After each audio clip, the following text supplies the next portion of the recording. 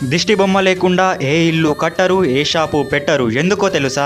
రండి తెలుసుకుందాం. పూర్వం జలంధరుడు అనే ఒక రాక్షసుడు ఉండేవాడు. అతను బ్రహ్మదేవుడి వరం వల్ల ఇంద్రుణ్ణి దేవతలను ఓడించాడు. దాంతో ఈ లోకాన్ని అతని చేతిలోకి తెచ్చుకున్నాడు. దేవతలు ఏమి చేయాలో తోచక నారదుడిని సహాయం కోరారు. అప్పుడు నారదుడు జలంధరుడి దగ్గరకు వెళ్లి ఇలా చెప్పాడు: నీవు లోకాన్ని ఓడించావు, కానీ పార్వతి లాంటి శక్తివంతమైన స్త్రీ నీ దగ్గర లేదు కదా అని హేళన చేసినట్టుగా మాట్లాడతాడు. దాంతో అహం దెబ్బతిన్న జలంధరుడు, ముల్లోకాలను ఏలేది నేనైతే పార్వతి కూడా నాకే కావాలి అని భావించి తన ఆదేశాన్ని రాహు ద్వారా పరమశివుడికి అందించాడు. దాంతో పరమశివుడు ఆ విషయాన్ని విన్న వెంటనే తన మూడవ కంటిని తెరిచాడు. తన మూడవ కంటి నుండి కీర్తిముఖ అనే ఒక రాక్షసుడు బయటకి వస్తాడు. అలా వచ్చిన కీర్తిముఖుడు రాహును తినేయబోతాడు. రాహు శివుణ్ణి వేడుకుంటాడు, నాకు ఆ విషయానికి ఎలాంటి సంబంధం లేదు, కేవలం నేను జలంధరుడు పంపించినందువల్లనే వచ్చాను అని చెప్తాడు. దాంతో శివుడు రాహును క్షమించి వదిలేశాడు. తన ఆకలి కంట్రోల్ కాకపోవడం వల్ల అప్పుడు కీర్తిముఖుడు పరమశివుణ్ణి అడుగుతాడు, పరమేశ్వర, నా ఆకలి తీరడం లేదు,